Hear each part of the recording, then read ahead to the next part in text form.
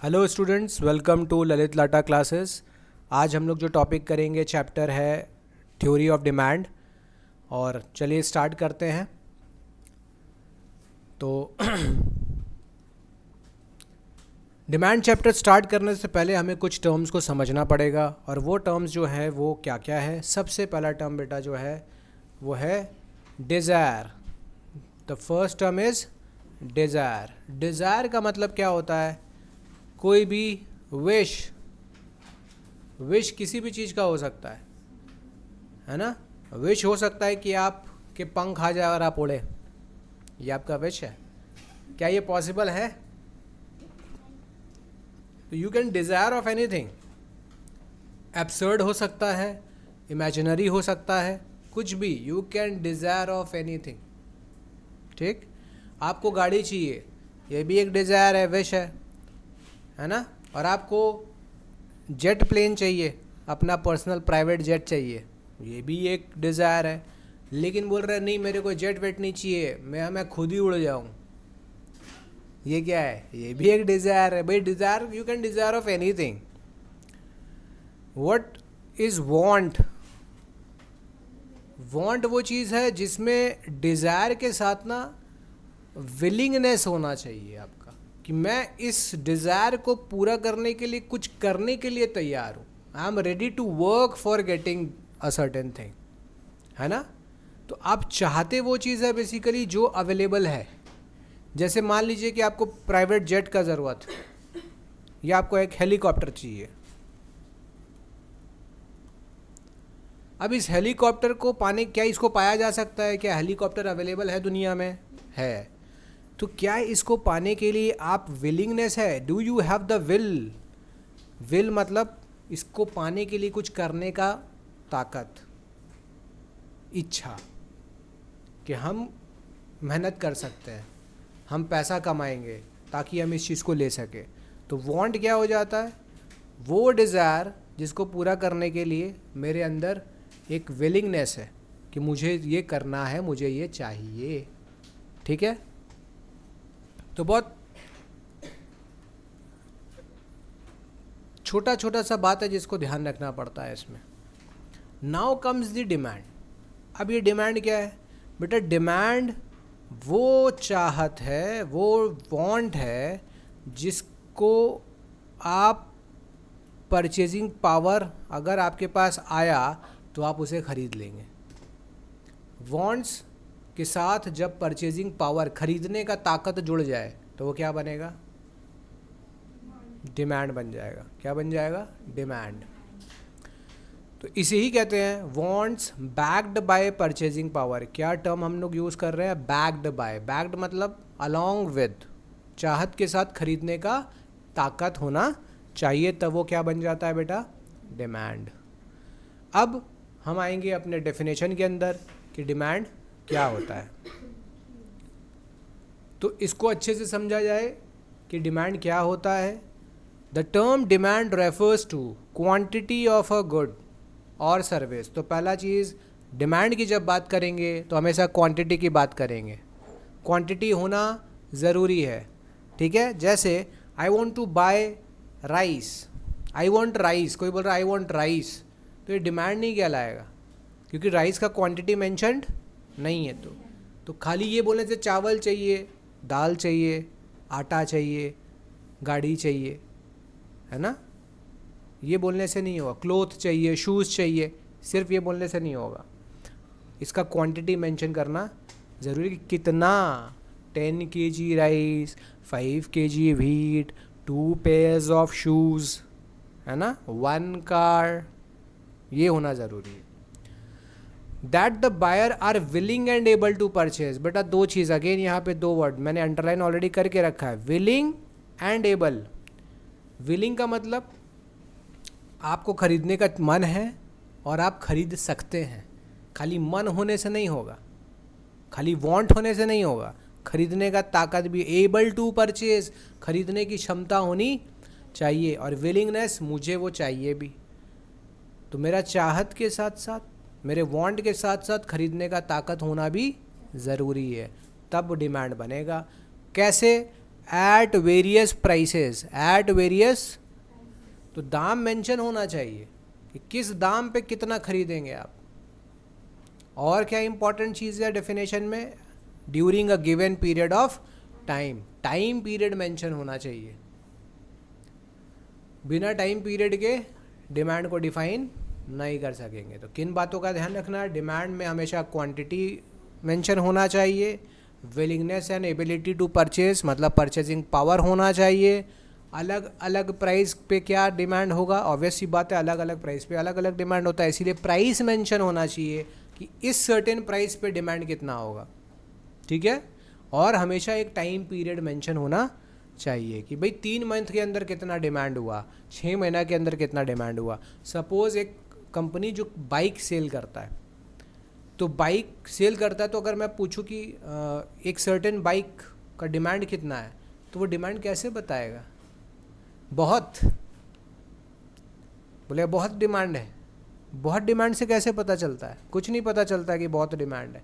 क्या बताया जाएगा कि इस सर्टेन बाइक का अगर प्राइस 1 लाख रुपए के दाम पर पिछले 3 महीने में 50,000 पीस सेल हुआ है, सेल हुआ है, एग्जीक्यूट हुआ है, मतलब लोगों ने खरीदा है, खरीद रहे हैं, इसीलिए उस चीज़ का डिमांड है। तो वो स्पेसिफिक नंबर मेरे को पता चल जाएगा कि इतने महीने में इतना डिमांड किया गया है एक सर्टेन बाइक को।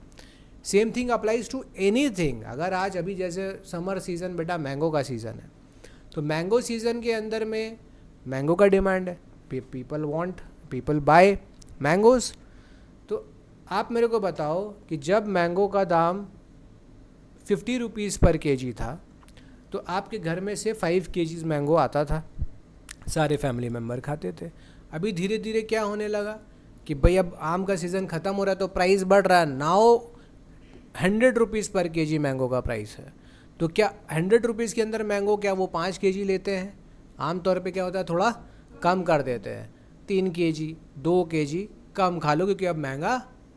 तो अलग अलग प्राइस पर एक कॉमोडिटी का डिमांड अलग अलग होता है, इसीलिए प्राइस का भी मेंशन होना ज़रूरी है कि इस प्राइस पे इतना डिमांड है। I hope this is clear. जो बच्चे ऑनलाइन देख रहे हैं, कोई भी डाउट हो आप कमेंट करके पूछो। फिलहाल हमने डिमांड क्या है इसका डेफिनेशन क्लियर कर लिया, और आपको ये सारा चीज़ मेंशन करना है बेटा डेफिनेशन में। अगर इस डेफिनेशन में एक भी चीज़ छोड़ देंगे तो वो डिमांड का डेफिनेशन नहीं कहलाएगा, ठीक है। अब यहाँ पे एक मैंने टर्म लिखा कि बेटा demand is a flow concept. ये फ्लो कॉन्सेप्ट क्या होता है, जैसे अभी बताया ना टाइम पीरियड, टाइम पीरियड होना चाहिए ना, इतने से इतने टाइम के बीच में क्या हुआ ये बताओ। दो कॉन्सेप्ट होता है, एक फ्लो कॉन्सेप्ट, एक स्टॉक कॉन्सेप्ट। स्टॉक कॉन्सेप्ट बोलता है एक पर्टिकुलर डेट के दिन क्या अमाउंट है, क्या वैल्यू है, क्या क्वांटिटी है, वो होता है स्टॉक कॉन्सेप्ट, ठीक है। फ्लो कॉन्सेप्ट जो बदलता है, जो एक टाइम पीरियड के अंदर मेजर किया जाता है, ठीक है। अगर मैं पूछूं कि महीना के एंड में आपके पास सेविंग्स कितना है, एक मंथ के एंड में, तो ये फ्लो कॉन्सेप्ट है कि स्टॉक कॉन्सेप्ट है।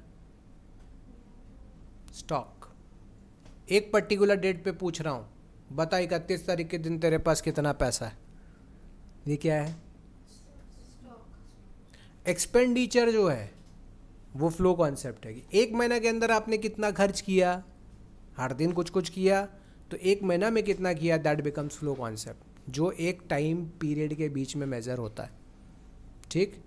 नेशनल इनकम, देश का जो इनकम होता है, देश का भी तो इनकम होता है, वो देश का इनकम एक पर्टिकुलर पॉइंट ऑफ पीरियड में मेजर किया जाता है कि साल के एंड में कितना है, तो बन जाएगा वो क्या, स्टॉक कॉन्सेप्ट। लेकिन डिमांड है वो क्या है, फ्लो कॉन्सेप्ट। तो डिमांड एक समय के अंदर मेजर किया जाता है।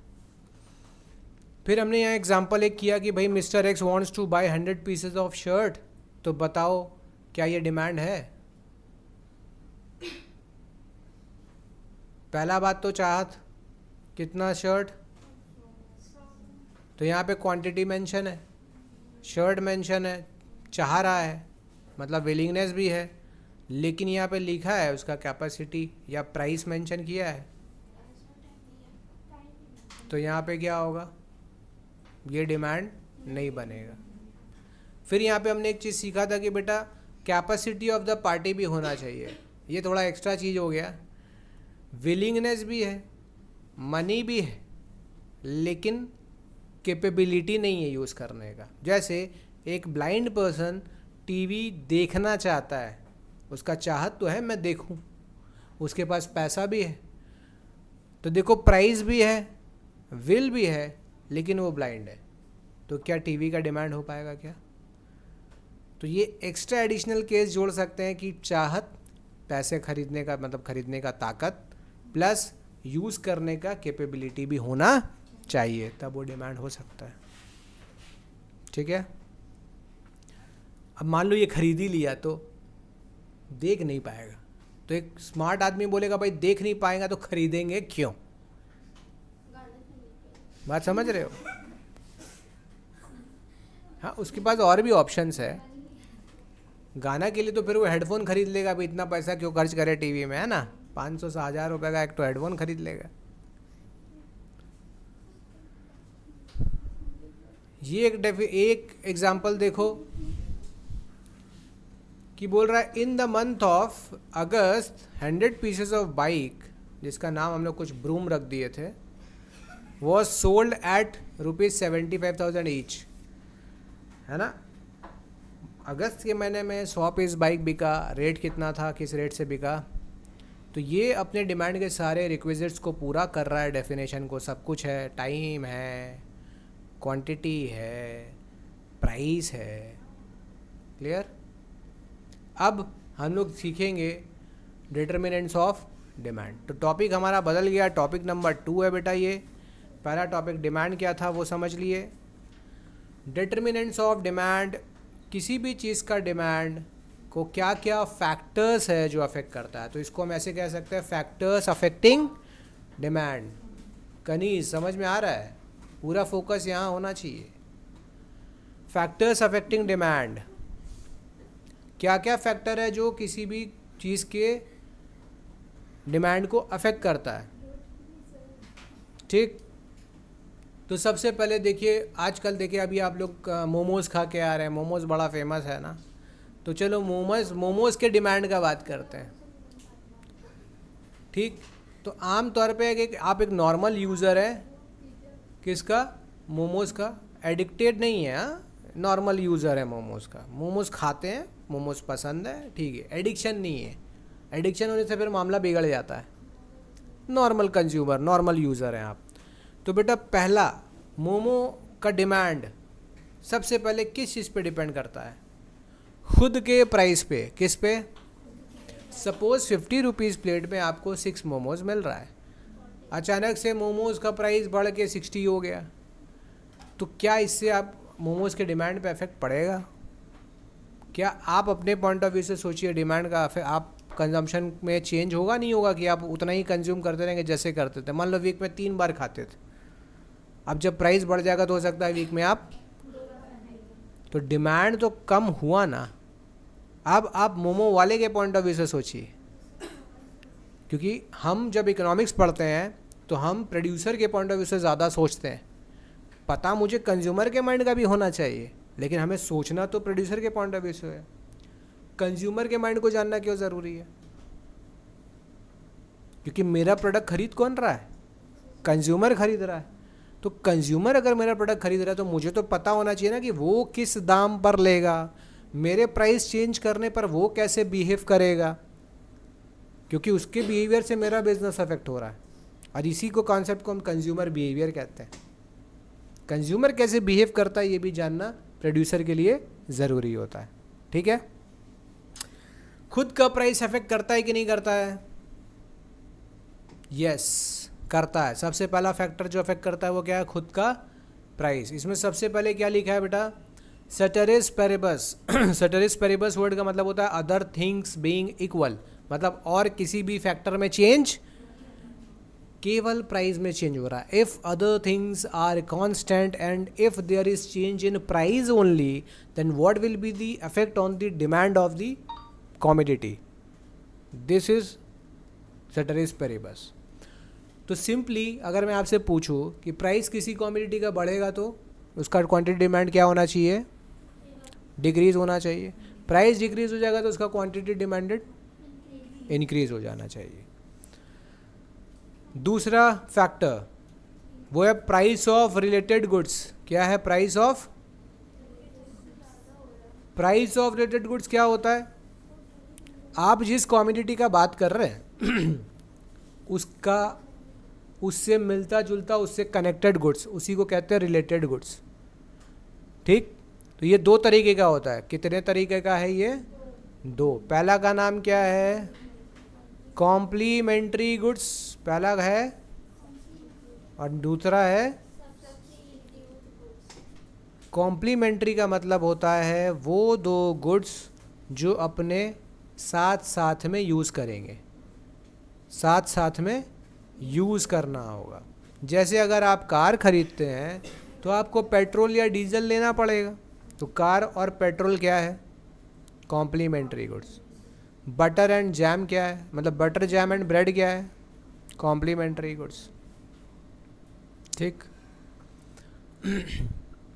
इसका क्या इफेक्ट पड़ता है, कॉम्प्लीमेंट्री गुड्स के ऊपर क्या इफेक्ट पड़ता है, किसी भी कमोडिटी का क्या इफेक्ट पड़ेगा। सपोज करो हम कार के डिमांड का बात करते हैं, suppose we are talking about the demand of car. What will be the impact on the demand of cars if price of the petrol increases. ध्यान से देखना, कार का प्राइस में कोई चेंज, पेट्रोल का प्राइस बढ़ रहा है, कार के डिमांड पे क्या इफेक्ट पड़ेगा, कम होगा कि बढ़ेगा, इट विल डिक्रीज। अरे पेट्रोल महंगा हो जाएगा तो गाड़ी लोग कम खरीदेंगे, पेट्रोल बहुत सस्ता मिलने लगा तो क्लियर। तो इसको भी आप मेंशन कर सकते हो, नोटेशन करवाए थे ना, क्या याद रखना है, प्राइस, पेट्रोल का प्राइस अगर इंक्रीज होगा तो कार का डिमांड डिक्रीज होगा। इस तरीके से नोटेशन यूज़ कर सकते हैं। Now second type of related goods is substitute goods. What are substitute goods? What are substitute goods?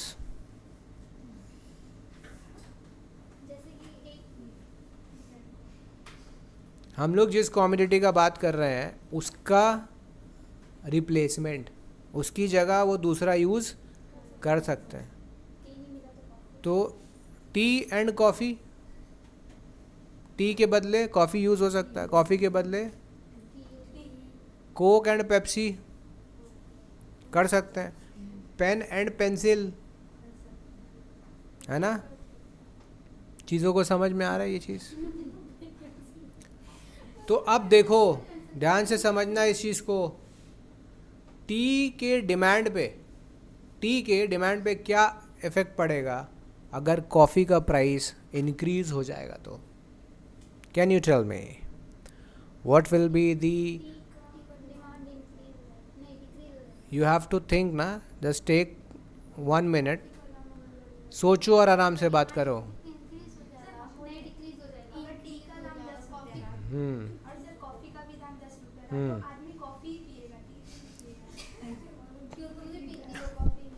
देखो, it all depends on preference, कौन क्या पी रहा है, ठीक है, कुछ भी प्राइस रहा हो।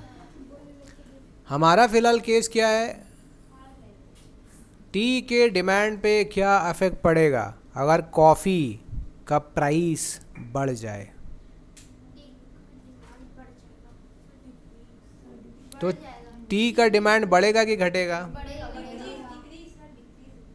नहीं, इंक्रीज़ होगा, क्योंकि जब कॉफ़ी हो जाएगा महंगा तो लोग कॉफ़ी का रिप्लेसमेंट ढूंढेंगे, तो क्या पिएंगे, तो लोग ज़्यादा टी कंजम्पशन करने लगेंगे, तो टी का डिमांड, समझ रहे हैं, आगे समझ में आ रहा है कि नहीं। तो कॉफ़ी का प्राइस बढ़ने के कारण the demand for T will increase. Coffee का दाम अगर कम हो गया तो क्या होगा? हम क्या पूछ रहे हैं, सुनो क्या बोल रहे हैं, इसी को समझना है। कॉफ़ी का प्राइस डिक्रीज हो गया है तो टी का क्या डिमांड होगा, ये पूछ रहे हैं हम।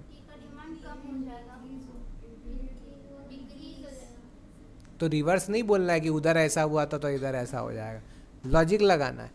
कॉफ़ी अगर सस्ता हो गया तो लोग चाय छोड़कर क्या पीने लगेंगे? तो भाई चाय छोड़ रहे हैं ना, तो चाय का डिमांड कम होगा ना। कभी कभी ऐसे ही होता है। आप अपने प्रोडक्ट देखो, एक आदमी चाय बेच रहा है 10 रुपया में, ठीक है। कॉफ़ी बेचने वाला आदमी ना अपना कॉफ़ी का प्राइस डिक्रीज़ कर दिया। मान लो पहले 15 में बेचता था, अब वो भी 10 रुपया कर दिया। तो अब लोग क्या कर सकते हैं, चाय का प्राइस में कोई चेंज 10 ही में बिक रहा है, लेकिन फिर भी चाय पीने वाला अब किसका क्या प्रेफर कर रहा है? कॉफ़ी। क्योंकि कॉफ़ी थोड़ा रईस लोग का मानते हैं ना, कॉफ़ी पैसा वाला लोग पीता है, रईस लोग कॉफ़ी पीता है। तो टी पीने वाले छोड़ के क्या पीने लगे? तो टी चाय वाला परेशान कि ऐसा क्या हो गया यार, 10 ही रुपया में तो हम बेच रहे हैं, फिर भी मेरे यहाँ कस्टमर कम हो रहा है, मेरा डिमांड कम हो जा रहा है। क्यों कम हो जा रहा है? तुमने कुछ नहीं किया, उसने कुछ किया। समझ में आया? कॉफ़ी बेचने वाले ने अपना प्राइस कम किया, आपने तो कुछ भी नहीं किया था, फिर भी आपका डिमांड डिक्रीज होगा। तो मार्केट में इस चीज़ का ध्यान रखना पड़ता है कि आपका कंपटीटर, ठीक, या वो सामान जो आपका सब्स्टिट्यूट है उसके प्राइस में चेंज हो रहा है कि नहीं। अगर उसमें हो रहा है तो उसके हिसाब से आपको भी स्ट्रैटेजी बनाना पड़ेगा। क्लियर है? अब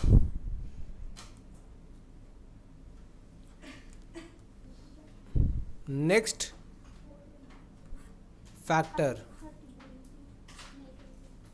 यहाँ पे फोकस कीजिए बच्चे लोग, ये बहुत इम्पॉर्टेंट चीज़ है। इकोनॉमिक्स का बेसिक्स के अंदर ही इसको काउंट करते हैं हम।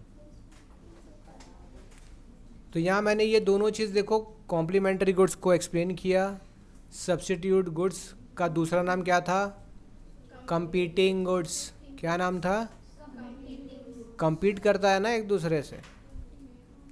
अब बात करते हैं तीसरा फैक्टर जो डिमांड को अफेक्ट करता है, वो है income of the consumer. Income of the consumer, ये तो बड़ा सिंपल सा चीज़ है, सबको पता है। अगर आपका इनकम बढ़ जाए, तो अभी हम लोग आम का एग्जांपल लिए थे, अगर आपका इनकम बढ़ रहा है तो सिंपल सी बात है, आप क्वांटिटी गुड्स का डिमांड बढ़ा लेंगे। और अगर इनकम डिक्रीज़ हो जाए, तो इनकम कम हो जाए तो डिमांड कम हो जाएगा। पूरे देश में ये देखने मिलता है। देश के लोगों का इनकम अगर बढ़ रहा है तो देश में हर चीज़ का डिमांड इनक्रीज़ हो जाता है। ये अच्छी बात, डिमांड इंक्रीज़ होता है तो ये अच्छी बात है। लोगों का इनकम बढ़ रहा है तो डिमांड बढ़ रहा है, डिमांड बढ़ेगा तो क्या होगा? प्रोडक्शन बढ़ेगा। प्रोडक्शन करने के लिए नया फैक्ट्रीज लगेगा, उस डिमांड को पूरा करने के लिए ही तो फैक्ट्रीज और लगेगा। फैक्ट्रीज और लगेगा तो लोगों को नौकरी मिलेगा, लोगों को नौकरी मिलेगा तो फिर उनका भी इनकम होगा, इनकम फिर बढ़ा तो वो फिर और कंजम्पशन करेंगे, और इस तरीके से कंटिन्यूसली हमारे अर्थव्यवस्था का जो पहिया है वो चलता रहेगा।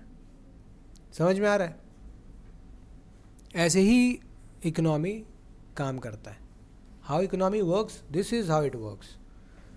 सारा खेल डिमांड और सप्लाई का है। तो यहाँ पे मैंने लिखा इनकम बढ़ेगा तो डिमांड बढ़ेगा, इनकम घटेगा तो डिमांड। इस तरीके के संबंध को कहते हैं डायरेक्ट रिलेशन, और अगर रिवर्स होता है तो इनडायरेक्ट। तो एमसीक्यूज में बेटा पूछेगा कि what is the relation between price and quantity demanded of a commodity. Direct relation, indirect relation, no relation, none of the above. Price और क्वांटिटी का कैसा रिलेशन होता है? प्राइस बढ़ता है तो डिमांड, तो ये कैसा रिलेशन होगा? डायरेक्ट और इनडायरेक्ट बचपन में नहीं सीखे क्या आप लोग? दो फैक्टर है ए और बी, दोनों एक दूसरे से रिलेटेड है। ए बढ़ा और अगर बी भी बढ़ेगा तो क्या होगा? Direct relation. जब सेम चीज़ हो तो डायरेक्ट, और जब रिवर्स होगा तो ए के बढ़ने से बी का, तो ये कौन सा रिलेशन होता है? इनडायरेक्ट। इनवर्स रिलेशन भी कहते हैं। कोई बात नहीं, अब सीख लो, लेकिन अलर्ट होकर के बैठो, क्योंकि अब अगर ये मिस होगा तो फिर कब सीखोगे, है ना। और अभी ये सब मिस करोगे फिर पढ़ाई ख़राब हो जाता है, फिर आगे जाके 10 साल बाद 20 साल बाद अपने बच्चे लोगों को बोलोगे काश हम पढ़ लिए होते। अब अच्छी बात है, अगर if nobody wants to, if somebody doesn't want to marry, it's okay, कोई बड़ी बात नहीं है, ठीक है, लेकिन कुछ तो करेंगे। इतना आज़ादी मिला कहाँ है आपको कि आप अपने मन से चल पाओ। ये समाज तुमको तुम्हारे मन से चलने थोड़ी देगा। आइए next, test and preferences of buyers. Test and preferences of buyers, देखो खरीदने वाले का टेस्ट और प्रेफरेंस, ठीक, उसको क्या पसंद है, उसका इंटरेस्ट किस चीज़ में है, उस पर डिपेंड करता है। अगर टेस्ट एंड प्रेफरेंस बदल जाए तो क्या डिमांड में इफेक्ट पड़ेगा? बिल्कुल पड़ेगा।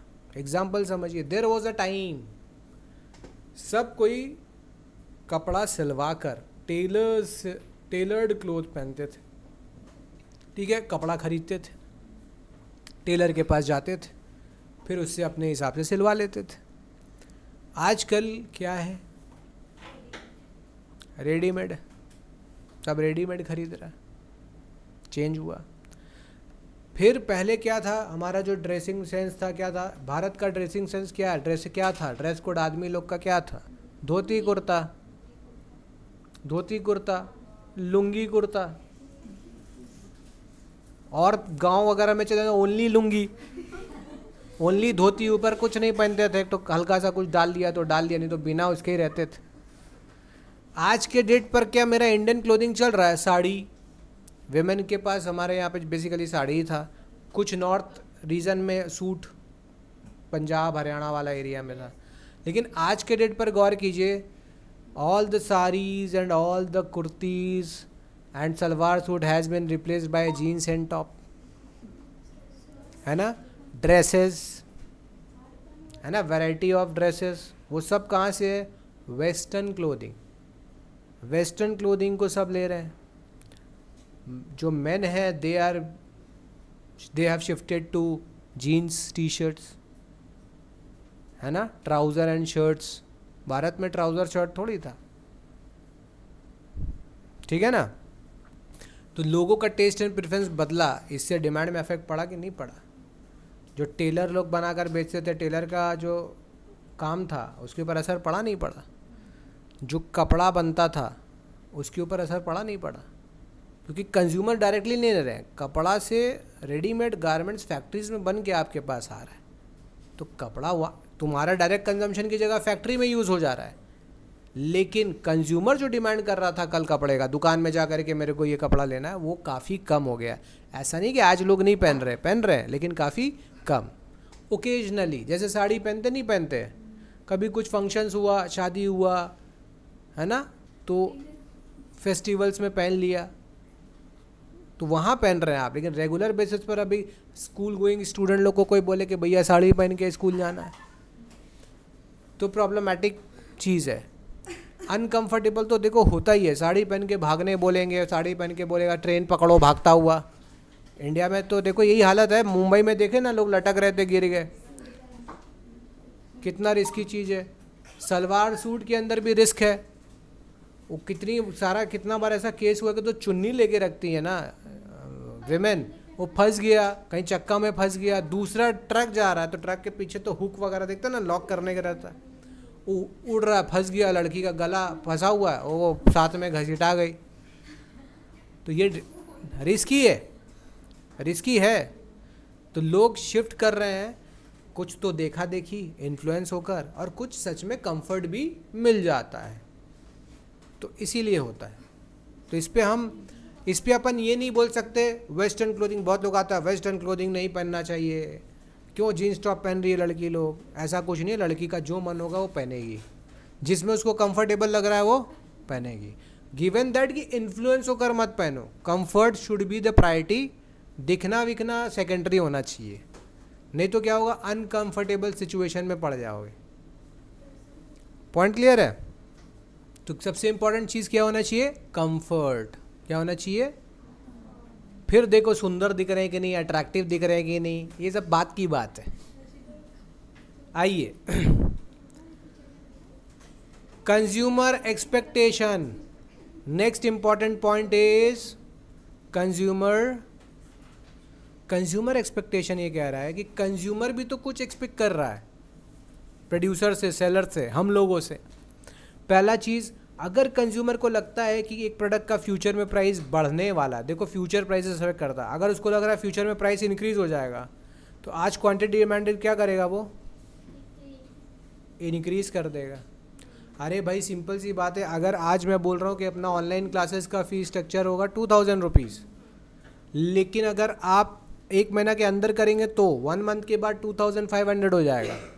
तो स्टूडेंट्स जिनको पढ़ना है वो क्या करेंगे, अभी एडमिशन लेंगे, क्योंकि उनको पता है कि फ्यूचर में प्राइस इंक्रीज़ हो जाएगा। काम हो रहा है?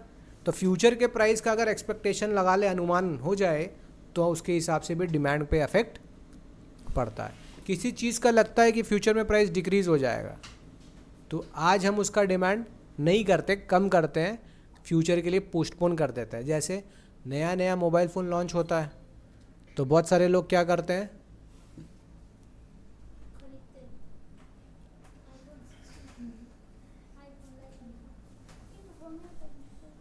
बताओ,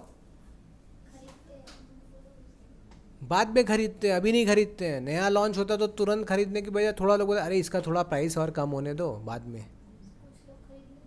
कुछ लोग खरीदते भी, जिनके पास पैसा है वो तो खरीद। देखो एक्सेप्शन हो जाएगा ना, यहाँ पे डिफरेंट होगा, क्योंकि जो कंज्यूमर है वो भी अलग अलग टाइप का है, वो एक्सेप्शंस में आ जाएगा। अपवाद जिसको कहते हैं, एक्सेप्शंस का मतलब होता है अपवाद, कि भाई देयर आर रिच पीपल जो बोल रहा नहीं, जब जो 1 लाख का फ़ोन होगा, हम आया नया लॉन्च हो रहा, हम ले लेंगे क्योंकि उसके पास पैसा है। तो वो लग्जरी इज़ डिफरेंट थिंग। समझ में आ रही है बात? इनकम अगर किसी को लगता है फ्यूचर में उसका इनकम इंक्रीज़ होगा, फ्यूचर में इनकम इंक्रीज़ हो जाएगा, तो क्या कर सकता है वो? भाई मान लो कोई सामान ईएमआई में ख़रीदना चाह रहा है, तो उसको पता है कि अगर अगला महीना उसका इनकम आ जाएगा, बढ़ जाएगा, तो आज वो सामान को ख़रीद सकता है। सप्लाई, अगर मुझे लगता है कि आने वाले कुछ 2-3 महीने में बटर का सप्लाई कम हो जाएगा, नहीं आएगा बटर, तो लोग अभी से ज़्यादा ख़रीद के रख लेंगे। यही चीज़ होता है। बीच में हुआ था ना इंडिया में, नमक का सप्लाई नहीं होगा, नमक नहीं मिलेगा, लोग मार खरीद के 5-5 किलो नमक रख रहे हैं। बहुत की चीज़ ऐसा हुआ था। ये सब यहीं पॉसिबल है कि नमक का शॉर्टेज हो रहा है, भारत में पॉसिबल है ये, और लोग खरीद के रख रहे हैं। बताओ। और भी फैक्टर्स है जो अफेक्ट करता है, जैसे कि साइज ऑफ द पॉपुलेशन। अगर किसी भी कंट्री का पॉपुलेशन बहुत ज़्यादा है, then the demand of all the commodities क्या होने वाला है? अरे पॉपुलेशन ज़्यादा है तो डिमांड इंक्रीज होगा ना। गजब, सोचते ही नहीं है तुम लोग, एकदम ऐसा ब्लैंक होकर बैठा हुआ है। अरे भारत में 150 करोड़ लोग हैं, तो 150 करोड़ को शर्ट लगेगा नहीं लगेगा? शर्ट पैंट कपड़ा कुर्ती लगेगा ना। 150 करोड़ लोग हैं तो उनका पेट है, तो उनको भूख लगेगा नहीं लगेगा? एक देश में 20 करोड़ लोग हैं, एक देश में 150 करोड़ लोग हैं, तो रोटी अनाज कपड़ा कहाँ ज़्यादा लगेगा? कहाँ डिमांड ज़्यादा होगा? जिसका पॉपुलेशन ज़्यादा है वहाँ ज़्यादा होगा। सबको घर में टीवी चाहिए, सबको घर में रेफ्रिजरेटर चाहिए, सबको एसी चाहिए, कहाँ ज़्यादा डिमांड होगा? जहाँ पॉपुलेशन। इसीलिए बेटा foreign companies, multinational company India के अंदर आता है, क्योंकि इंडिया एक बहुत बड़ा मार्केट है। बात समझ में आ रहा है?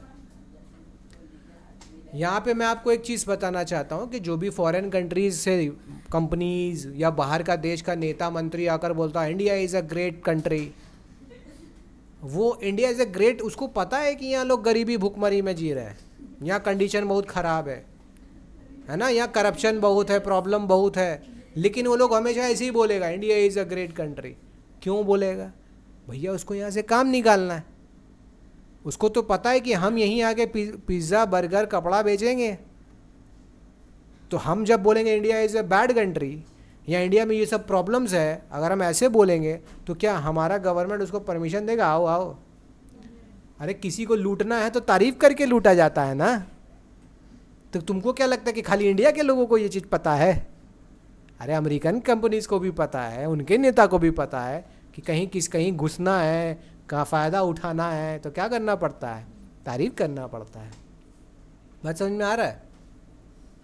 तो ये समझ लो कि उनका यहाँ से काम, और एक कंट्री क्यों, अमेरिका ही क्यों, पूरे दुनिया के लिए भारत एक बड़ा मार्केट है, क्योंकि यहाँ पे 150 करोड़ लोग रहते हैं। भारत अपने आप में दुनिया है। बात समझ में आ रहा है?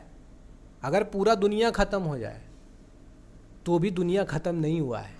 अगर भारत है खाली, अगर भारत खाली है और पूरा दुनिया ख़त्म हो जाए तो भी समझ लो कि दुनिया है। इतना लोग हैं यहाँ, इतना वैरायटी के लोग हैं यहाँ, है ना। अब ये तो लोग इसी में गर्व करने लग जाते हैं, सबका चेहरा में, जो भी ऑनलाइन भी देख रहे हैं बच्चे, खूब एक्साइटमेंट आया होगा आपके, हाँ भाई गर्व की बात। ये गर्व की बात नहीं है भाई।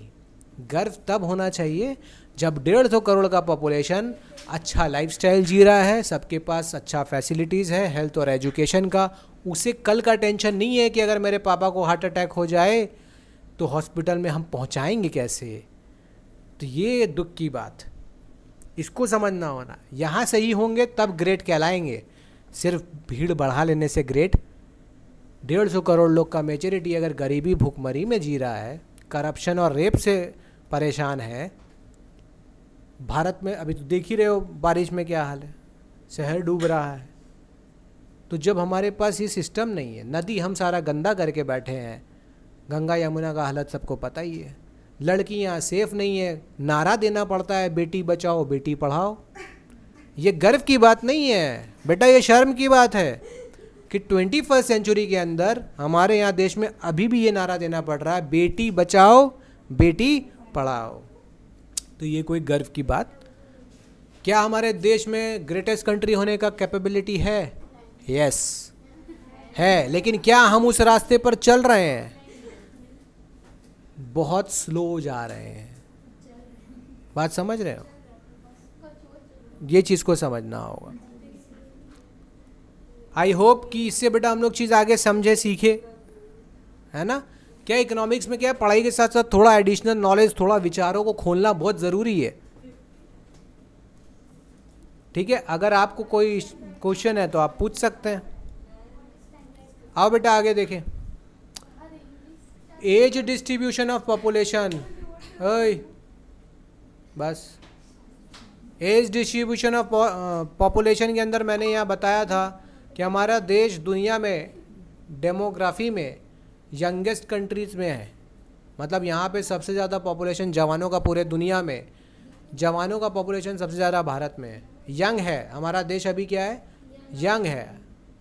तो यंग है मतलब young minds, young body, young brain, ताकत में हम सबसे आगे होने चाहिए। लेकिन दुख की बात क्या है कि हमारे यहाँ पे हो क्या रहा है,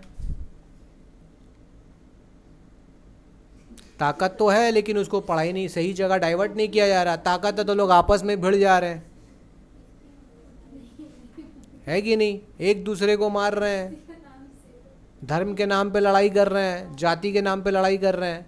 तो ये ताकत गलत जगह यूज़ हो रहा है, नहीं है। ठीक है, क्या समझे? लड़ाई किस बेसिस पर हो रहा है, ताकत कहाँ यूज़ हो रहा है, गलत जगह यूज़ हो रहा है। ठीक, हेलो, हाँ श्रद्धा बोलो। हाँ बोल, हम वीडियो रिकॉर्ड कर रहे थे, बताओ। कोई बात नहीं, बोलो। हाँ हाँ, वाह वाह वाह।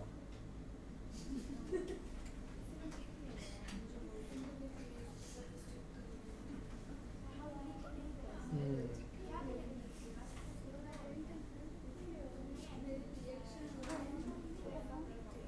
अच्छा।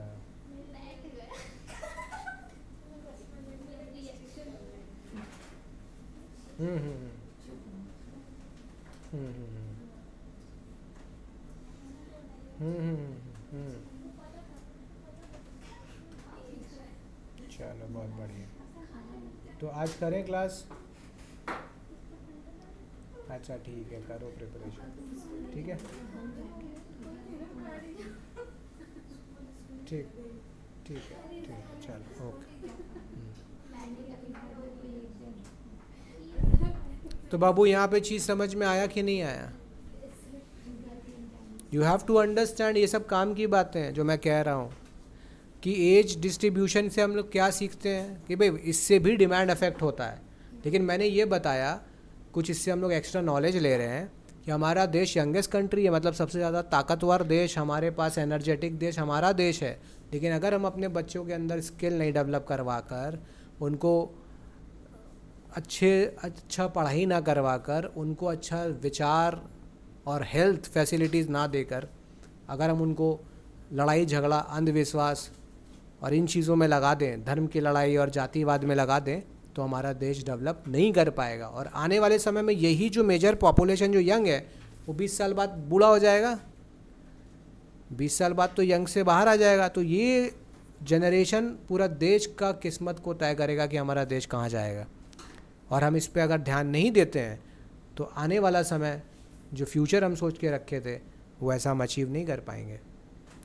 और अभी जैसा सिस्टम चल रहा है तो आशा कमी है कि हम लोग विश्व गुरु रियल में बने। बात समझ रहे हो? बोली में तो बन रहे हैं, रियल में बनने के लिए सॉलिड काम करना पड़ेगा ग्राउंड पे। तो यहाँ पे देखो, हम लोग सीख रहे थे कि एज ग्रुप डिपेंड करता है किसी भी चीज़ के डिमांड को। अगर हमारा ज़्यादा पॉपुलेशन 14 से 45 के बीच में या 40 के बीच में है, तो क्या होगा? यही वो जनरेशन है जो ज़्यादा कपड़ा खरीदेगा, ज़्यादा अप्लायंसेस खरीदेगा। तो यहाँ हर चीज़ का डिमांड क्या होगा? इंक्रीज़ हो जाएगा। अगर हमारा ज़्यादा पॉपुलेशन ओल्ड एज है तो वहाँ मेडिकल फैसिलिटीज़, मेडिसिन्स, इसका डिमांड ज़्यादा होगा। ठीक है, रुको अभी बताते हैं। Next, level of national income and it's distribution. Level of national income and it's, देश का इनकम तो बहुत है, लेकिन अगर वो ठीक से डिस्ट्रीब्यूट नहीं है तो क्या होगा? मतलब भारत के अंदर ये जो डिस्ट्रीब्यूशन है, इसमें बहुत बड़ा प्रॉब्लम है। सपोज कीजिए कि हमारे पास, इमेजिन कीजिए कि भारत के अंदर, भारत का पॉपुलेशन सपोज कीजिए कि 100 लोगों का है। सिंपल समझने के लिए, सिंप्लिसिटी के लिए मान लेते हैं एक देश है जिसका पॉपुलेशन 100 लोग हैं, और इनका जो नेशनल इनकम है, देश का जो टोटल इनकम है, वो भी कितना है? तो अगर मैं पर कैपिटा इनकम का बात करूं, पर कैपिटा इनकम का मतलब total income divided by population, total income divided by, तो टोटल इनकम हमारा कितना है? 100। और नेशनल इनकम कितना है? नेशनल इनकम 100 है और पॉपुलेशन कितना है? तो हर एक आदमी के पास कितना हिस्से आना चाहिए? 1 रुपया। तो ये 1 रुपया अगर सबके पास है तो ये इक्वल डिस्ट्रीब्यूशन ऑफ वेल्थ हो गया। इस पैसे से आदमी को जो खरीदना है सब बराबर है, सब खरीद सकता है। मतलब किसी को अभी 1 की जगह 1 लाख हो जाए, 1 करोड़ हो जाए, हम तो बहुत छोटा एग्जांपल से समझा रहे हैं कि अगर सबके पास 1 रुपया तो सब कोई सेम डिमांड करेगा। सबके घर में पंखा होगा, सबके घर में एसी होगा, सबके घर में कार भी हो सकता है, अगर वो 1 रुपया में कार आ रहा है तो। ठीक है, तो ये 1 रुपया मत समझो, इसको तुम 1 करोड़ समझ सकते हो, 10 लाख समझ सकते हो। लेकिन हो क्या रहा जानते हो? ये इनकम तो 100 है, लेकिन पॉपुलेशन के अंदर क्या हो गया ना कि 10 लोगों के पास बेटा 90 रुपया है। कितना रुपया है? और 90 लोगों के पास कितना रुपया है? 10 रुपया है। अब ये रियलिटी हो गया। तो भारत के अंदर कुछ ऐसे ही कहानी है, बहुत ज़्यादा पैसा कुछ लोगों के हाथ में, ठीक है, और बहुत ज़्यादा लोगों के पास पैसा का क्वांटिटी जो है वो बहुत कम है। इससे ये होता है कि जो बहुत सुपर रिच है वो 10 गाड़ी खरीद लेगा। देखो वो 10 लोग हैं ना, वो गाड़ी खरीद लेंगे, हर आदमी 2-2 गाड़ी खरीद के रखा है। टोटल कितना गाड़ी बिक गया मार्केट में? 20। लेकिन वो 90 वाला बाइक भी नहीं खरीद सकता, गाड़ी नहीं खरीद सकता। इमेजिन करो कि अगर उसके पास भी इक्वल होता तो क्या होता? तो वो भी 90 लोग भी खरीद पाते। इसका मतलब ये हो कि मार्केट में कितना गाड़ी बिक्री होता? 100। अभी क्योंकि 10 ही लोग बहुत पैसा वाला है, वो अपना 2-2 3-3 गाड़ी में ही खुश है, तो 20 या 30 गाड़ी का सेल हो रहा है। 100 लोगों के पास डिस्ट्रीब्यूशन अच्छे से हुआ होता तो सारे लोग एक एक ही गाड़ी खरीदते। तो इससे क्या होता? मार्केट में डिमांड कितना होता? ज़्यादा होता।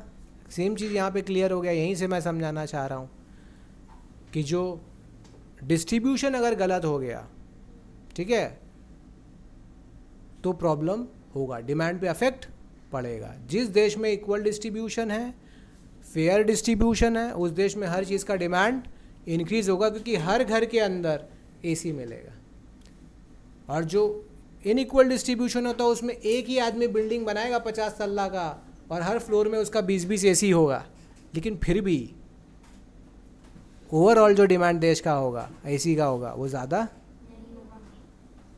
समझ में आ रही है बात? ये हर चीज़ पे लागू है। जिसके पास पैसा बहुत है वो 100 जोड़ी कपड़ा खरीद सकता है, लेकिन 1 लाख लोग जिनके पास पैसा नहीं है वो 1 जोड़ी खरीदेंगे। अगर सबके पास होता तो हर आदमी 10-10 जोड़ी खरीद लेता, तो टोटलिटी में कपड़े का डिमांड ज़्यादा हो जाता। तो ये चीज़ क्लियर हो गया। तो यहाँ पर बेटा हमने समझ लिया कि क्या है डिमांड और क्या क्या फैक्टर्स है जो डिमांड को अफेक्ट करता है। नेक्स्ट क्लास में हम लोग आगे करेंगे। तब तक के लिए बाय बाय, सी यू। और अगर आपको ये वीडियो अच्छा लगा है तो अपने फ्रेंड्स के साथ शेयर कीजिए, हमारे चैनल को सब्सक्राइब कीजिए। मिलते हैं नेक्स्ट वीडियो में। इसमें अगर आपको कुछ एडिशंस करना है या और इन्फॉर्मेशन चाहिए, कमेंट कीजिए, हमारे व्हाट्सएप चैनल को सब्सक्राइब कीजिए। मिलते हैं नेक्स्ट वीडियो में। तब तक के लिए बाय बाय, सी यू, जय हिंद।